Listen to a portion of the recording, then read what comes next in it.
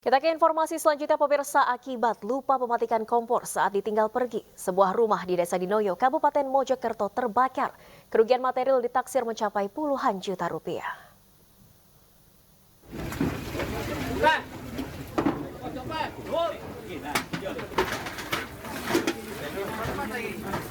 Warga bergotong royong memadamkan kobaran api menggunakan alat seadanya di sebuah rumah di Desa Dinoyo, Kecamatan Jatirejo, Kabupaten Mojokerto. Kobaran api dengan cepat melahap bagian belakang rumah dan terus merambat hingga ke sisi bangunan lainnya. 2 unit damkar daerah Kabupaten Mojokerto diterjunkan ke lokasi. Api dapat dipadamkan dalam waktu setengah jam. Kebakaran diduga akibat kompor yang dibiarkan menyala saat ditinggal pemiliknya berbelanja ke pasar. Kerugian material ditaksir mencapai puluhan juta rupiah. Meski barang elektronik hangus terbakar, namun surat berharga yang tersimpan di lemari berhasil diselamatkan.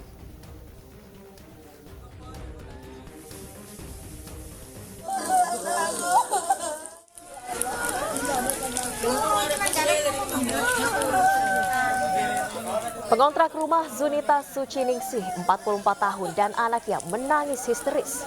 Mereka syok melihat rumah yang ditempatinya hangus terbakar. Para tetangga pun berusaha menenangkan keduanya. Tapi dari mana? Dari belakang. Dari belakang. Oh. Kompornya kenapa? Kompornya kenapa? Ya, nyala. Lupa matikan. Lupa matikan pas posisi orangnya kan masak kue. Keinformasi berikutnya, pemirsa. Komite Keselamatan Jurnalis melaporkan kasus tewasnya wartawan Tribrata TV Riko Sempurna Pasaribu ke kantor staf Presiden. KKJ meminta KSP mengawal kasus tersebut hingga tuntas.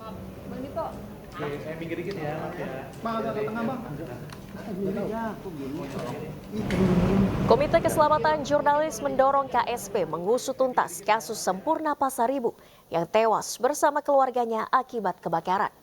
Kasus tersebut perlu mendapatkan perhatian khusus karena diduga melibatkan oknum prajurit TNI. Dugaan tersebut mencuat lantaran almarhum Riko Sempurna Pasaribu tewas tak lama setelah dirinya menulis berita praktik judi online.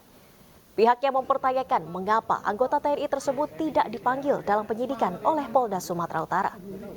Bukti yang ditemukan Komite Keselamatan Jurnalis menunjukkan keterlibatan oknum anggota TNI dan telah diserahkan kepada KSP.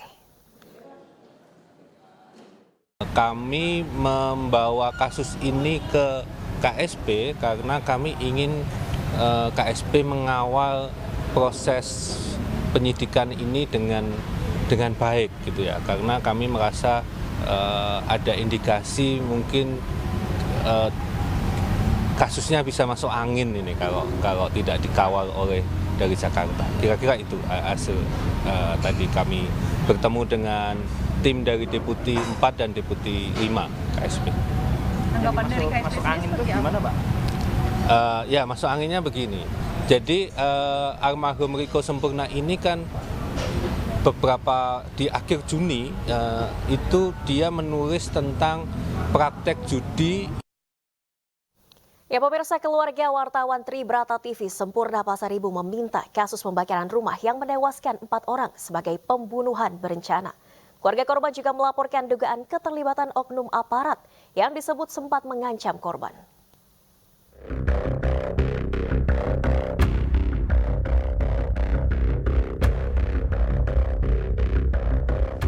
Keluarga wartawan Tribrata TV Sempurna Pasaribu terus mencari keadilan.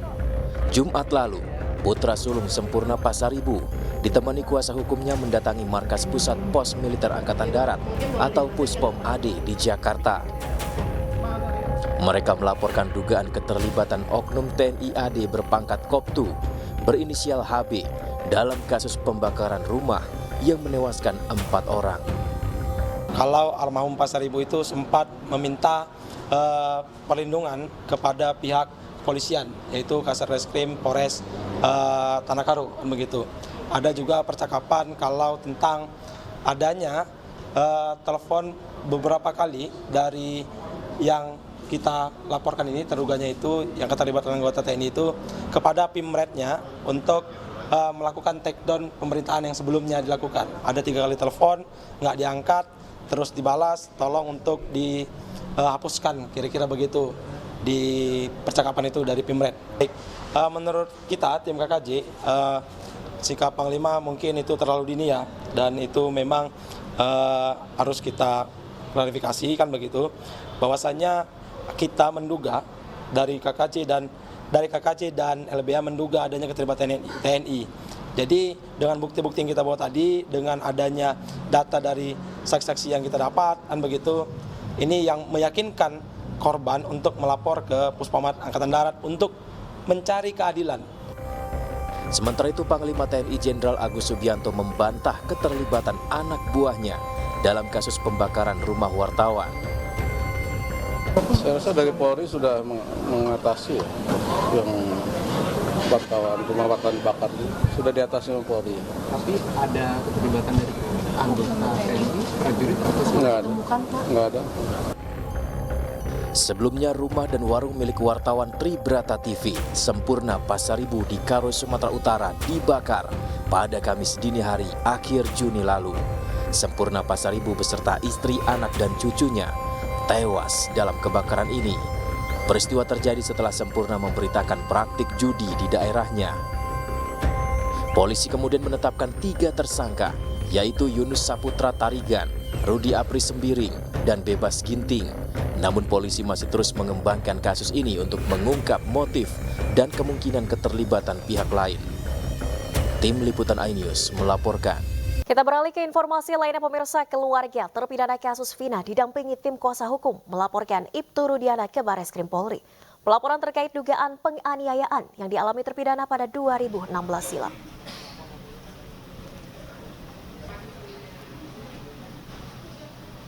Keluarga terpidana kasus pembunuhan Vina dan Eki Hadi Saputra didampingi tim kuasa hukum tiba di gedung Bareskrim Polri Rabu siang. Kedatangan mereka untuk melayangkan laporan terhadap ayah mendiang Eki, Ibtu Rudiana, terkait dugaan penganiayaan dan intimidasi yang dialami para terpidana saat ditangkap pada 2016 silam. Pihaknya menduga penganiayaan atau penyiksaan terjadi saat proses pemeriksaan para terpidana agar mereka mengaku sebagai pelaku pembunuhan Vina dan Eki. Faktanya bahwa terjadi penekanan, penganiayaan, dan ini yang kita akan buktikan. Kita laporkan ini hari ini kan gitu kan. Terjadi penganiayaan, bahkan ini terjadi kepala itu dipukul sampai nempel di benda, bahkan ditusuk dari belakang. Yang atas yang mereka mereka tidak pernah lakukan, tapi karena tidak tahan siksaan mereka lakukan apa? Akhirnya mengaku, kan gitu kan? Kenapa kami laporkan? Karena kami yakini para klien kami kan tidak bersalah.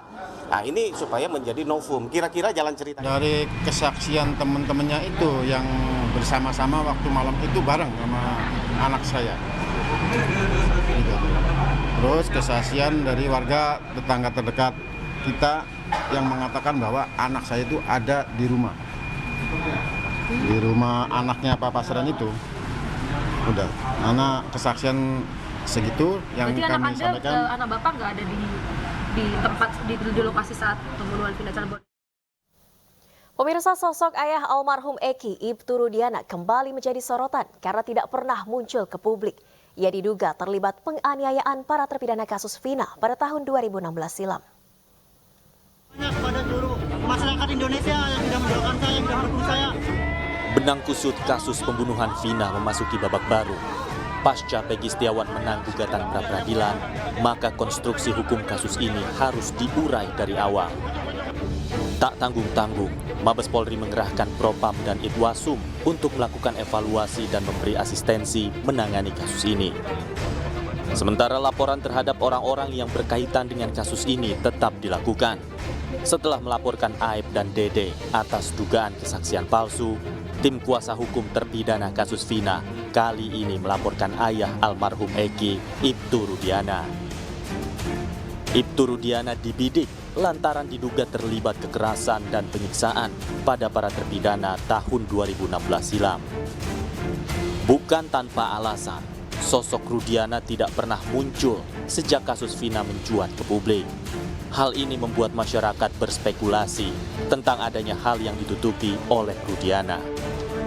Kita semua juga tidak mau berspekulasi. Apabila memang ada dugaan tindak pidana, apabila ada temuan-temuan lainnya, silakan sesuai dengan prosedur hukum. Dan kita negara hukum wajib menghormati itu. Apalagi isu-isu yang berkembang juga terhadap Ibtu Rudiani dibilang isu narkoba lah, isu lainnya lah, dan lain-lain. Itu semua saya nyatakan itu hoax ya.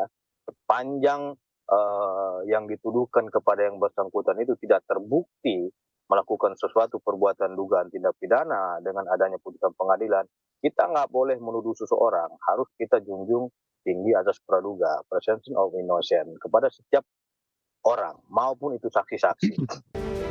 Meski demikian, kuasa hukum terpidana yakin bahwa Rudiana terlibat penyiksaan terhadap para terpidana kasus Vina. Ini kan masalah-masalah yang sudah kusut, yang sudah 8 tahun yang lalu. Kami harus urai dulu satu-satu masalahnya gitu, untuk mendapatkan apakah itu novum, apakah itu kekeliruan hakim, dan lain sebagainya. Oleh karena itu, kami proses dugaan yang akan kami laporkan ini, yaitu bagian daripada rangkaian kekeliruan-kekeliruan yang nanti akan kami sampaikan gitu. Jadi kami dalam hal ini terus terang saja ingin membuat atau mengumpulkan bukti yang selengkap mungkin. Pihak kuasa hukum mengklaim memperoleh informasi langsung dari para terpidana. Mereka bercerita tentang kekerasan dan penganiayaan yang dilakukan oleh Rudiana 8 tahun silam hingga para terpidana kasus Vina babak belur. Dari Jakarta, tim liputan iNews melaporkan.